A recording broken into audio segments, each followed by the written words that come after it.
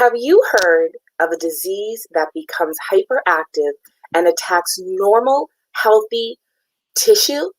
Symptoms include damage to the heart, lungs, and kidney. 80% of people aged 15 to 45 develop this, called lupus. Of those individuals, 90% are women.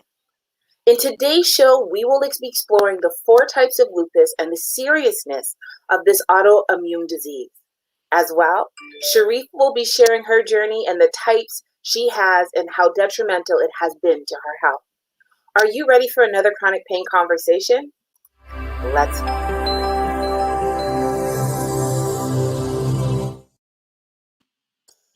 Hello and welcome to Chronic Pain Conversations. My name is Kalila Bruswell and this is my lovely co-host, Ms. Sheriffa McLaren. This is a show where we have open and honest dialogue about chronic pain. We share on our vast experiences, acknowledge the wide variety of chronic pain diagnoses, and look at ways to manage chronic pain. Sheriffa, how are you doing today? I am doing pretty good. I can't complain. I've been up and about. Literally no pain this morning because I just feel, I'm not going to jinx it, but summer is back in Toronto. Yesterday, I was in shorts. I was in I swear I was. I was in my sandals. I was in my halter tank top. I was feeling myself, windows down, sunroof open. Tell me you took a picture. Tell me you took a picture. Huh? Tell me you took a picture. I didn't. I feel like I was just so into it. Ain't nobody had time for that. Like, if you caught me, take a mental picture, baby. But I am all pleasure between the weather outside, between the show today. There ain't no pain in my vocabulary today. How about you? What's going on? Honey, today is not that's not the day. It's such a 50-50 with pain and pleasure. So one of the things is, it's unfortunately, Mother Nature is around and my whole body, like for the last 2 days, I've been really funny. Remember how we were talking about fibromyalgia last week and you were like, right. Do you get pain around your menstrual or do like your uterus? And I was like, yeah, for the last 2 days, that's what's been happening. Right now, my back and my spine hurt. I'm literally on the heating pad. Like if I could have one in the front and one in the back right now, I sew it. This may be a full bed day for me, but that's okay because I'm being productive.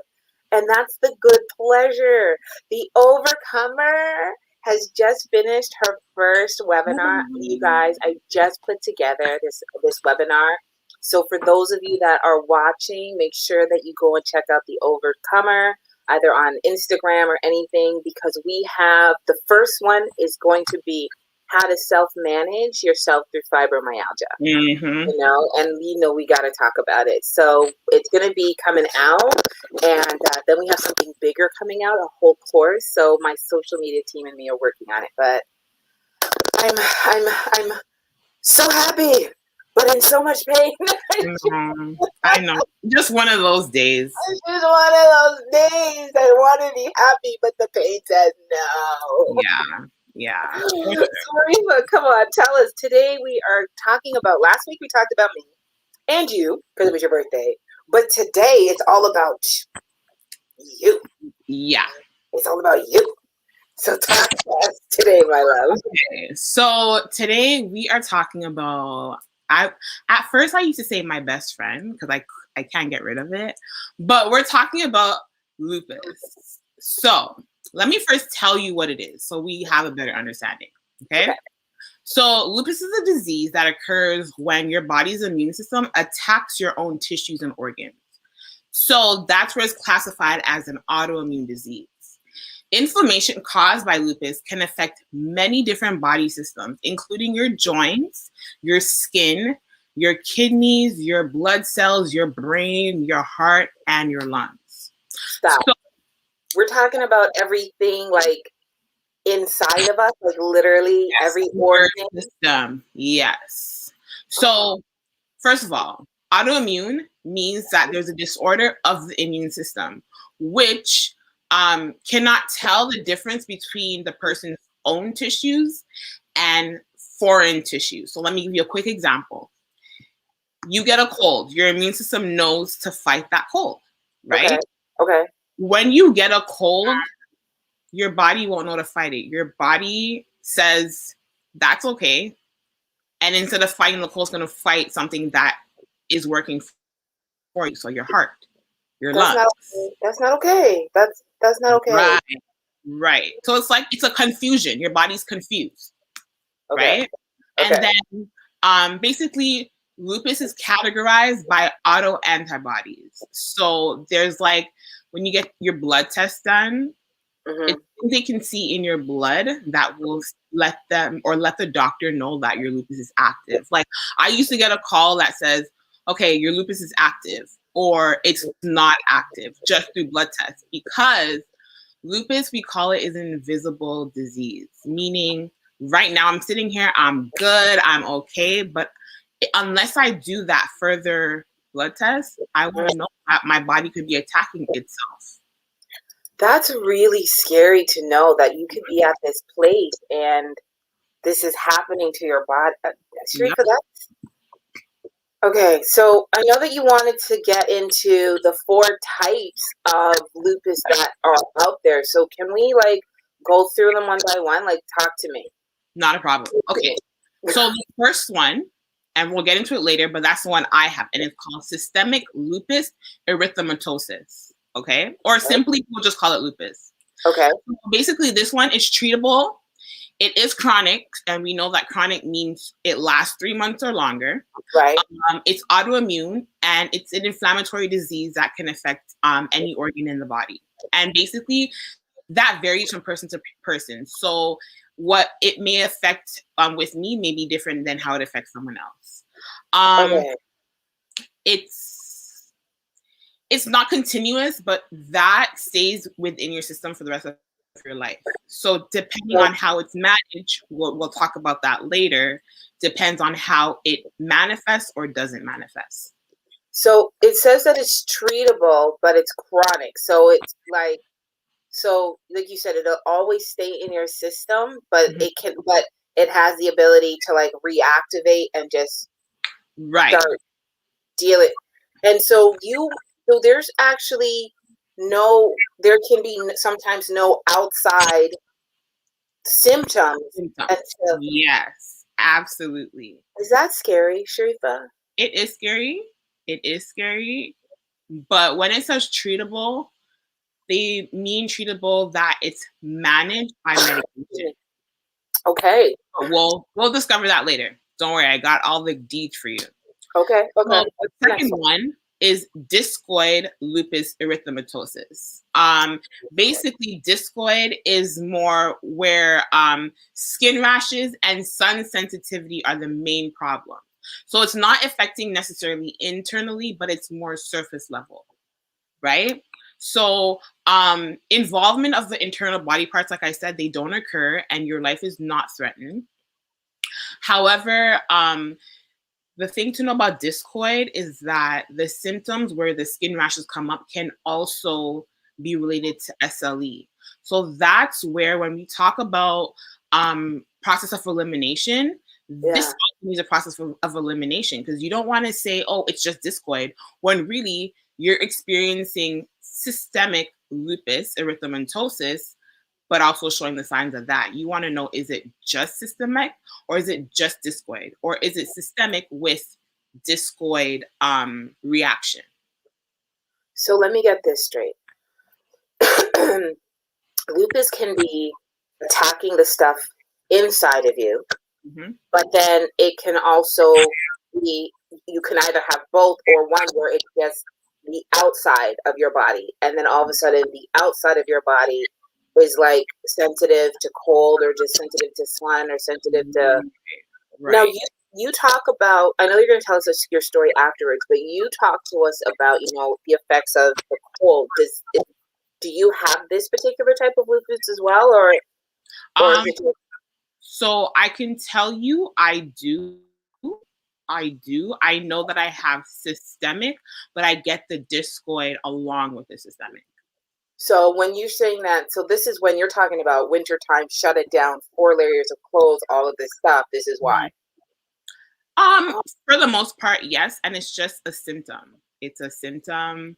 With the discoid, people might they call it the butterfly rash. So Okay. you get the butterfly rash on your nose, and it just spreads out to your cheeks. And if you think about it, the middle of your nose is the middle of the butterfly, the wings on your cheeks, and all that stuff, right? So that's what they call the butterfly rash. Chronic pain, the symbol is a butterfly. Right. So I was just about to ask you that. Right. So it's a purple butterfly. Our color's purple for lupus, and I was wondering about that. I was like, could that be a reason relatable to other diseases as well? But I had a butterfly rash. I didn't know exactly about it until after it was gone and realized that's what I had. Oh my gosh. Yeah, it's a thing. We'll get into it. Don't worry. Okay. All right. Okay. So what's the next one? The third one, so dear to my heart, but it's neonatal lupus. So we know when we hear neonatal, we think about a newborn, a baby. Right. So this is an uncommon form of lupus that affects a newborn child. So basically, if the mother, let's use me as an example, systemic lupus, has a particular antibody in my bloodstream that seems to be foreign to the body, I can pass it on to my newborn. So when my baby comes right out of my womb, my newborn has lupus. The thing about it is that number one, skin rashes may come and go, okay? And those, normally it's just the skin rashes. It's not really anything, I want to say, life-threatening. And the good thing about it is that it more than likely it goes away within 6 months after birth. So that's the only. So just to recap. So when we're talking about this neonatal, it's kind of like when we're dealing with parents that have HIV. Your child can be safe in the womb, but it's actually the birthing. It's actually the birthing that can give them the lupus because of that mixture of the blood and everything. Is that what you're? Because if you think about it, your baby shares your bloodstream. Everything you do, you're doing it for. But you're saying it doesn't happen until is the baby from birth having lupus, or is it only when it's going through the birth? You don't really know. You don't really know. But they know that when the baby comes out, it's a chance. Is that scary for you? Like, is this why I never thought about it? But every time I joke about you being a parent, you're like, For me personally, I want to be a mom. That's just what it is. I want to be a mom. I just want to do it safely. But is there a way to? Is it ever going to be safe? No, but I feel like I've spoken to my doctor about it. From when I was like 19, I spoke to him about it. And it's just one of those where I have to be prepared for close monitoring. So I'm not going to the doctor once a month like people or whatever the case is. We're talking about once a week to every 2 weeks. Wow. Close monitoring, right? Okay. I want my mindset for not jumping into being a mom is that I want to know that I'm prepared to adjust and be going to the doctor as frequent as I need to, and not be in a mindset where I'm stressed, because stress has a lot to do with whether your flare up comes back and all that stuff. I want to be in a clear, sound mind to bring forth life and be okay even after that. You know what I'm saying? So I'm not anti-mom. Okay. But for me who has dealt with this kind of thing, it gets detrimental, you know? So you guys, like, I know Sheriffa's going to go into it more, but like, I've known Sheriffa 10, 12, more than that years. Mm-hmm. And this is the first time that I've understood why it's not that there's a hesitation, but there's the precaution of it. Like, and I've never asked the question. I just figured whatever, but now I understand it. And that's why, you know, you guys, this is what about effective communication. But Sheriffa, you're saying that even though the baby may have it, there's a possibility for it to go away after. There's a possibility. And if you think about it, as babies develop, their immune system gets developed. So at that time, maybe the immune system is learning how to fight it off. Okay. Kind of thing, you know? But it's just, the immune system is still creating itself. So right. I think it's a precaution. And mind you, guys, like we always say, we're not doctors. We're learning ourselves.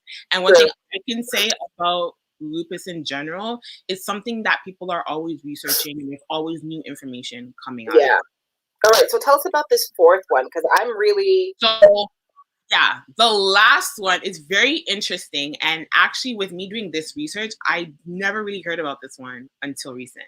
Okay. It's drug-induced lupus. So that's triggered by certain drugs. So what I know about it is that small number of people taking these drugs, which could be for anti-seizure medications and stuff like that, that develops the form of lupus, which has many symptoms of systemic lupus. So again, process of elimination. And I feel like that's why you're laughing. But I feel like it brings us back. Go ahead. Go on. Let's go. I feel like it brings us back. I think it brings us back to conversation about knowing the medication that we're taking, the short-term and long-term effects of that medication, because it's good for one thing, but remember, one thing that it's good for is not always good for another. Like, I'm sitting here and I was like, honey, they were trying to give me like, and this is crazy, because when you're talking about these seizures things, I'm thinking about my whole seizure community, epileptic seizure community. And I was like, what? But that's not even it. Like, so we're sitting here, it's like, not only could it be something that comes along from trauma, not only can it be something that you get from birth, not only can it be something that eats in your system, but it's just like the drugs that are supposed to help you can now hinder you. Yes. And we're not talking about like something simple. We're talking about it literally changing your dynamics and going, you know, what we thought was good for you is now like, oh no, your heart and your kidney, fuck it, it's like that's yeah. Oh my god. But what I can say about it is that so for example, when I was really thinking about it, when I saw anti-seizure medication, I had a seizure after being diagnosed. So I wasn't too worried, but even that I was like, after like, did it cause it? I'm like, no, you had your seizure after. But it also said that it goes away. So that's another thing, that it tends to go away when that drug is stopped. So it could be how you take it. So I feel like maybe the longer we're taking it is the more effect it has. But I mean, often when the offending drug is stopped, that's when it needs to go away. So it's not really long term. Okay. Wow. This is, you know, you guys, like last week, Sheriffa was learning about fibro. This week, I'm learning about lupus, and I'm learning so much. Okay. So what else? Tell me, educate us. Give me more. Okay. So the Lupus Foundation of America estimates that 1.5 million Americans and at least 5 million people worldwide have a form of lupus. So no matter if it's like out of all the 4, you could have 1 out of 4. Lupus strikes mostly women of childbearing age. However, men, children, and teenagers develop lupus too. Why the childbearing age? You know what? I asked that too. I don't really know. I'm going to be so honest. But I feel like childbearing age is like your body's changing. I'm talking from a woman's perspective. I think your body's changing, and I don't know. It could be so many different factors. So this is what scares me, is that they're like childbearing age, and I was like, well, what's childbearing age? Because from the time that you start having your menstrual, that's childbearing age. Right. They're like men, women, and teenagers, and I was like, wow. Okay, what else is there? Okay, and then like you said earlier, 90% of people living with lupus are women. And you develop the disease between ages 15 to 4. I also can tell you that when I was researching about it, when I first got diagnosed, I realized that it was predominantly colored people. and Filipinos. But then in researching, I think over the years, it's changed. It's now Hispanics, Native Indians. And I feel like at first, Caucasian people weren't really prone to it. But over the years, from when I've joined, support groups and stuff like that, I've realized it's equally any race. Wow, this is so. Yeah. It's not. It has no shape or color. It hates everybody equally. And at first, I'm not even gonna lie. At first, I was like, yeah, it's predominantly colored people or Filipinos, and those were just my top two. And I've had to change my conversation because it's not only prone to just us. Right. Okay. So let's talk about some of the causes, because you've talked to us about the 4 types, but let's get into kind of causes before we get into your story, because I really want to hear this. So hereditary. So this is what we've already brought up with the neonatal, but may influence whether or not a person develops lupus. So we're talking about your DNA here. Yeah. It's not unusual for a lupus patient to have his or her family with a relative of it. So you did some testing with your grandparents, right? Right. So then we've talked about the virus. There's viruses that can start into your body, kind of confuse your, the signals, and it switches what's going on. You've already talked about the medication and certain drugs. Right. Emotional stress. Can we stop and just talk about how emotional stress, in us doing some of these shows, we've seen that emotional stress has been a trigger, has been like something that has caused can be a lot of causes, because your body goes through so much. Not only fighting one thing, it's fighting another. This is why we're always about mental, physical, and spiritual wholeness. Mm-hmm. There's trauma. We know that, fiber came from that some of it came from trauma, but I understand that. And then exposure to the ultraviolet rays. So we're saying to me, like, things like staying out in the sun for too long, or going and getting those suntan things, all of that can also can really trigger it. This is crazy, Sheriffa. This is like, okay. Now I'm really excited because we've been 20 minutes into this, but I want to hear your story right now. Like, you guys, Sheriffa has been so amazing. I'm going to give her the platform. Come, shine, talk. Tell us what is going on with you.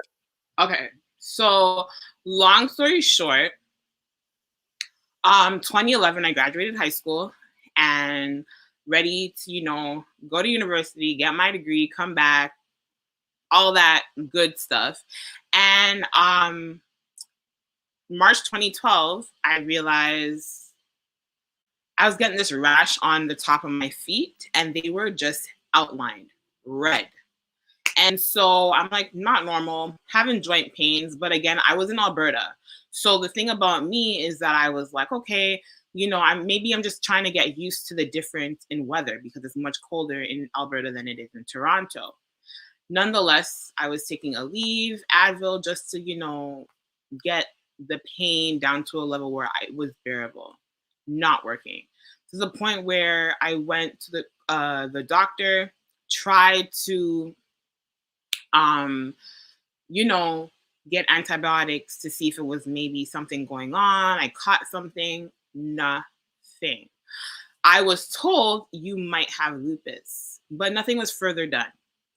At some point I got weak. I wasn't eating. I was like, no, I need to be back home with my family to deal with whatever it is. If I come back, I come back. If not, whatever. Came back home, and to the point where my mom came and got me from the airport, and I was in a wheelchair, to show you how weak I was, okay? And so got testing at Toronto Western. If you're in Toronto, this is a hospital. They actually specialize in lupus. They have a lupus clinic and everything. So I was at the right place. I stayed in the hospital 2 months. 2 months, 2.5 months or so. Spent my birthday in the hospital, everything. And I think my flare-up was really, really bad, to the point where I could almost remember I was ready to tell my mom, like, I think you're gonna have to plan my funeral. I don't see myself getting better. I think with everything the doctor was coming at me with, I was like, what are you trying to say? Kind of thing. But I was really weak. To the point where it's just like I was always sleeping. I would have blood transfusions and all that stuff. My kidneys were failing. The lupus attacked both my heart, my lungs, and my kidneys. And I was like, those are all my major organs. But for the most part, we'll get into that. But let me say a good support system and a good mindset helps you through. When I say helps you through, people don't really understand. Like, I don't wish it for anybody. That's how bad it is. I don't wish my enemy to go through something like this. But I think the main thing was that it was attacking my body for a really long time and I didn't know it, which is why, again, I tell you it's the invisible disease, because it was doing so much to the point where my heart, my lungs, and my kidneys were being attacked. And I had no clue until literally like my body was starting to shut down. So that's a little gist of it. I don't know if Kalila has any questions for me.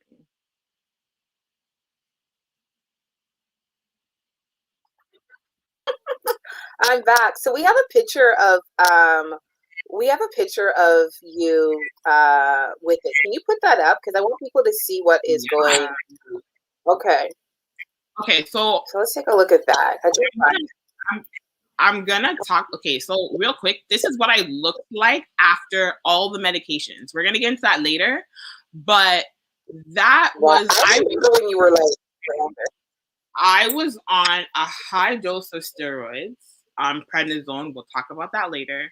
But that's what it did to me. And I can't even lie to you. I would wake up in the morning and look at myself in the mirror and cry because that's not how I remember myself being. I don't remember myself being like that. I'd be on the bus. So do you know where your lupus came from, honey? So my lupus, I believe it was emotional stress and trauma. I had a lot of stuff going on. I'm not going to share that right now, but a lot of stuff that I don't think I have ever handled and was ready to handle. And so I really think it manifested that through the stress. And we all know stress can be very traumatic on the body and can cause many different things to happen that you would never believe. Okay. How long did it take you get through the 5 stages of grief, my love? Because one of the things that I noticed was one of the very first things we always talk about that is when I was going through my fibro, you had always asked me if I had accepted it. Mm-hmm. And that was such a big word that I knew that you had already gone through those from my psychological and from my counseling, from me going through all my teachings. I was like, she has already gone through this. So how long did it take you? To be honest with you, I'm not even going to say anyone even helped me to get through it. I think at the time I was just really in tune with the spiritual side, and God really showed me some things that was like, I put you through this for a reason. And I think it took me about 5 years. And I say 5 years because of the fact that I remember I got an opportunity to share my story. And this was virtually and it was online through an audience in Grenada, and it broadcasted to even North Carolina. I've had people message me from North Carolina saying, they saw it and they're inspired and stuff like that. And I think when I mustered up to really talk about it and just be open and honest with sharing and encouraging, I was like, yeah, Sheriffa, I think you're good. Of course, saying that I still have days where I'm, questioning what if and stuff like that. But I think for the most part, I'm very confident in what I go through. And I can wake up some days and be like, listen, like I'm dealing with this, but I'm still fabulous, So my final question for you is, this is a very interesting, disease where you could literally be living and thinking you're okay. And it's, the inside of you is not. But what made you strive to still be a wife and a business owner and, you know, an executive of a nonprofit and be so successful? What is it that even though you're fighting this, you're like, I'm going to live my life? I think because, like, growing up, I've always wanted to be a wife. I've always wanted to get married. I've always wanted to live a dream life, not saying live out of my means, but be comfortable and happy, you know? And I feel like when I was in hospital at 19, going on to 20, I was like, I still have so much life ahead of me. Still have so much people that support me. My support system was absolutely amazing, you know? And I was like that girl in the hospital, like, listen, I'd be in the hospital and I'd be in Emerge. And I kid you not, you all right? No, my flare-up's happening. Keep going, my love. No. Okay. I always remember I had this one nurse. I was in there so long that I knew his shift. And he would always get my IVs in. So everyone that comes and gets trouble, I'd be like, hey, go get Raymond. And Raymond was my go-to, to the point where I was on 4th floor. No one could get my IV. And I said, hit up Emerge and find Raymond. And who was that got my IV in one try? I'm like, you know, I'm like, shout out to Raymond. I don't know if he's watching this. I don't know, but shout out to Raymond. All my friends knew Raymond was like my hospital husband, straight. Nobody knew my veins like Raymond. Hubby, don't be jealous, hubby. Okay, Sheriffa, I'm gonna hand it over to you for a minute. Take us through some symptoms and some treatments, because my body's flaring up right now on me. Not a problem. So, as I mentioned before, I had fatigue for the symptoms. I have fatigue. You get fevers. I don't remember getting a fever, but for the most part, I got joint pain, stiffness, and swelling. I talked about the butterfly-shaped rash on the face that covers over the cheeks and the bridge of the nose, or rashes anywhere else on the body. So the top of my feet had rashes as well. Very interesting. Huh? That's not okay. That's not okay. I'm a feet person. I'm like, my toes look pretty. That's not okay. It doesn't stay with you. I can say that much. It doesn't stay with you, but you distinctively see the redness, and it's very itchy and uncomfortable. Oh gosh. Okay. Skin lesions that appear or worsen with sun exposure. So let me explain this to you. You ever get burned and you get the little water bumps on your skin? I do get those. Okay, so with me, you can't really see it. You can't really see it, but I have dark spots all over my body. And what has happened when I first had my flare up, the sun affected it. And so it came up as a water bump. It would go away. Of course, at some point it would burst or whatever, it would go away, but it would leave. I don't think you can see it. But you see that dark spot right there? Yeah. It would leave a lesion on my skin. And what would happen is that the dark spot stays, but if it's exposed and you're in the middle of a flare up, it comes right back in that same spot. Not like memory? Spot. Oh no. Right. No. And the same thing happens all over again. I haven't had it for a few years now. Thank God. Thank God. Let's just keep that going. Okay, what else is going on? What else happened? So you get your fingers and toes. You experience this. Your fingers and toes that turn white or blue when exposed to cold or during stressful periods. Shortness of breath, chest pain, dry eyes, and you even get headaches, confusion, and memory loss. Okay, talk to us about medication, please. Okay, now this is the part where you got me really confused last time. So be gentle. Okay. So your first set of medications is non-steroids, anti-inflammatory drugs. So we're talking about Aleve. And ibuprofen, we're talking about Advil, Motrin, and all those other things. And that's mostly used to treat pain, swelling, and fever associated with lupus. So, you know, painful joints and stuff like that, you want to pop a Tylenol, get some sleep, and you're okay, right? The only side effects, and I think, to be honest, that's what kind of elevated my kidney issues that I now have, is that you get side effects if you take too much, and it affects your kidneys. It increases your risk of heart problems. You can even get stomach bleeding. So that is something that I'm going to say to be careful with. And this is your meds?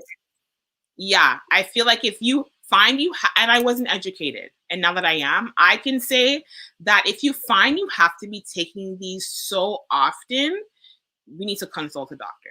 Okay, so hold on. Let me get this straight. Mm-hmm. You're telling me that lupus in itself can attack your heart and your kidneys, but then the medicine that you're taking can also cause kidney problems and heart problems?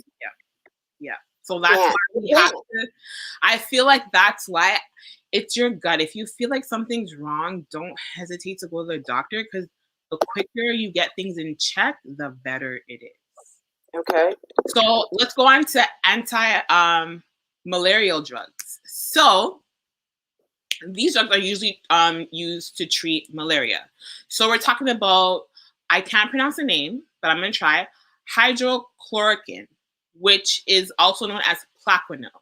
It affects the immune system, and it can help decrease the risk of lupus flares. I'm currently on that.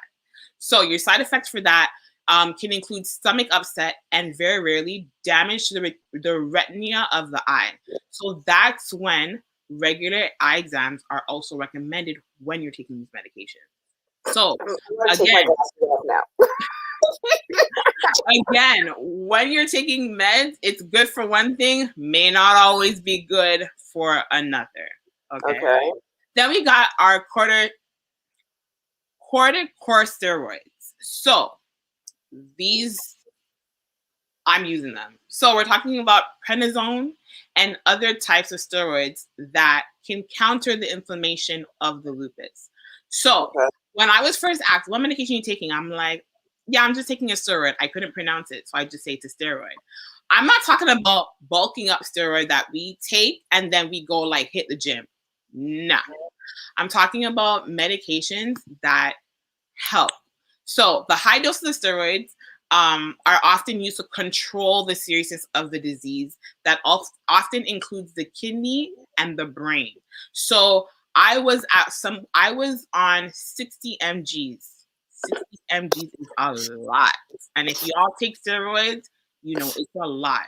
And I was always hooked up to brains, and they were monitoring my brain. I was always doing biopsies, all that stuff. So it definitely helps. The side effects, like I showed you in my picture, it includes weight gain, easy bruising, thinning of your bones, high blood pressure, diabetes, and increased risk of infection.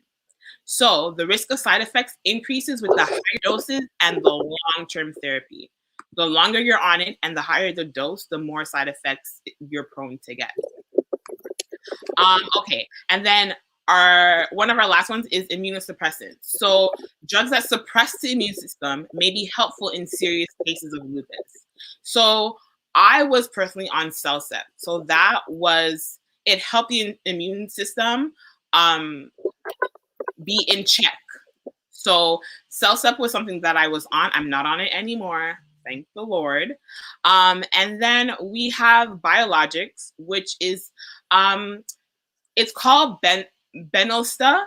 It's administered intravenously. It reduces lupus symptoms in some people, but it's not really common, but it is something that's used, and it's more given intravenous. It's not very much a pill. So that's what we have for medication. Okay, so that's really some crazy stuff. Let's get through some lifestyle changes and remedies, because we're always telling our chronic pain conquerors what to do. So we want to make sure that you're taking steps to take care of your body if you have lupus. Simple measures can help you prevent flare-ups, and should they occur, they can help you better cope and sign and symptoms that you experience. Yep. So let's talk about seeing your doctor regularly. Sheriffa, I think there might be a little bit of feedback on your end. I keep hearing a reverb. So see your doctor regularly, right? That's what Sheriffa's been telling you. So as soon as your symptoms worsen or anything else like that, you want to make sure you're able to get that checked. Be sun smart. If we're talking about a disease that can be affecting your skin, you want to make sure that you're staying out of that ultraviolet light. You're wearing your hats. You're wearing your long sleeves. We're not saying don't enjoy the sun. We're saying be very cautious about it. We're saying make sure you put your SPF on.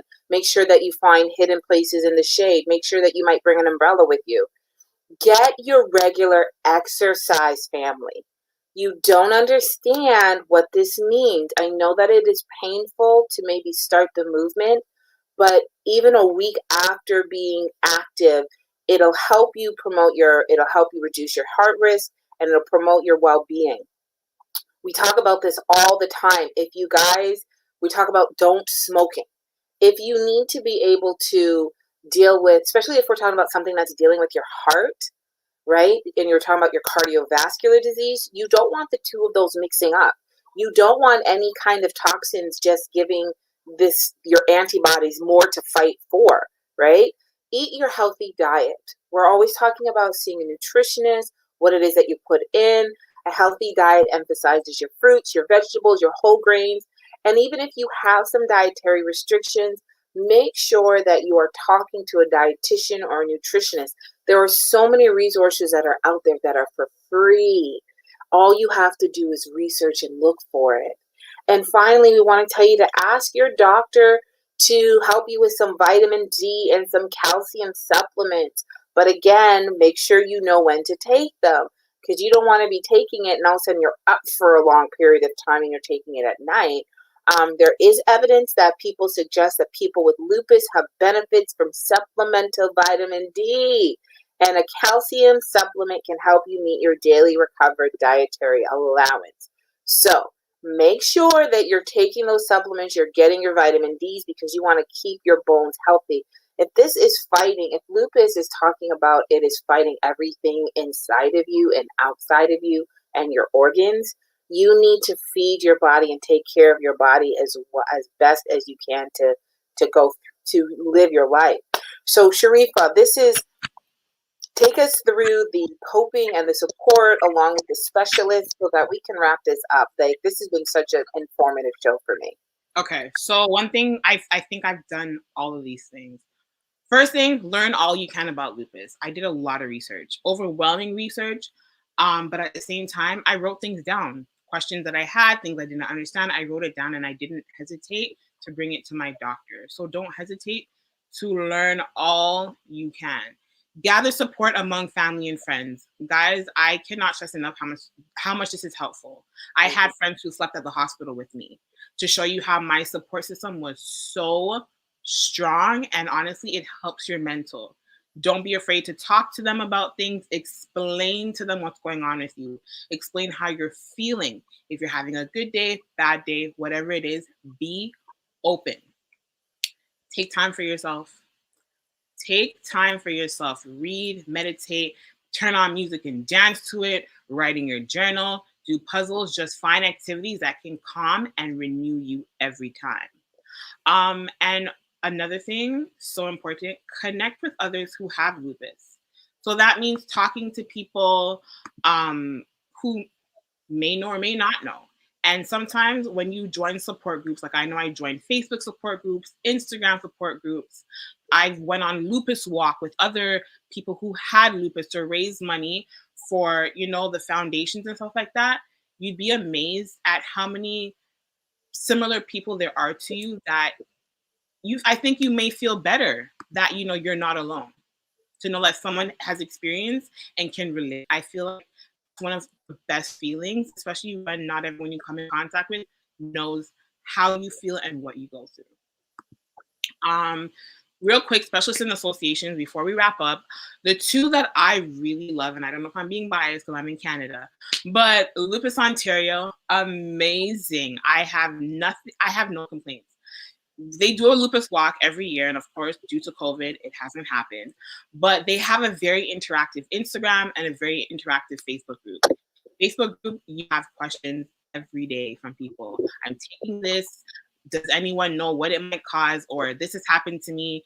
Does anyone recommend something, or whatever the case is? Very interactive. And again, your community grows. As well as Lupus Canada, they do the same thing. It's just a more broader perspective. You get more people. And one amazing thing that happens every year on May 10th, they light different historical places around Canada. So this year, the CN Tower got lit purple. Niagara Falls got lit purple. The Toronto sign got lit purple. There was a lot of different places around Canada that I guess it was just to show the joint community that, Canada, Toronto, Nova Scotia, wherever you are, we have the support of everybody that, you know, we're going through this, and they acknowledge that we're going through this. And I found that so cool. Wow. Okay, so let's take it to our keep it moving moment, because this has been it's been so informative for me. So our keep it moving moment is this. Always remember you are braver than you believe, stronger than you seem, smarter than you think, and twice as beautiful as you've ever imagined. That comes from Dr. Zeus, okay? I'm going to say it one more time. Always remember you are braver than you believe, stronger than you seem, smarter than you think, and twice as beautiful as you've ever imagined. Sheriffa, do you have any final thoughts for our chronic pain conquerors as we have this as we're closing out? I just want to share something. One thing that I always tell myself, and it's an encouragement to even anyone else, anything you're dealing with, I just feel like you're given this battle for a reason, because you can handle it. Don't ever think that you can't handle it. I feel like it's all a mindset, and me and Kalila talk about this all the time. Like Dr. Sue says, you're braver than you think. You're braver than you think. Something that I couldn't go through, Kalila's probably going through it, and vice versa. But everyone's given their own battles. It's just what we do with it and how we handle it. And for all my lupus fighters out there, we got this. We got this. And I'm just going to say, you know, whether or not you have any kind of chronic disease, whether it's lupus, fibro, any of the things that we've talked about before, there are ways to manage it. There are ways to live with it. There's ways to still find pleasure in the midst of pain. And you have a part of managing it. And part of that management is always going to make sure that you're getting your checkups and taking care of your health. You know, there's a difference between putting an orange in your body and putting a French fry in your body.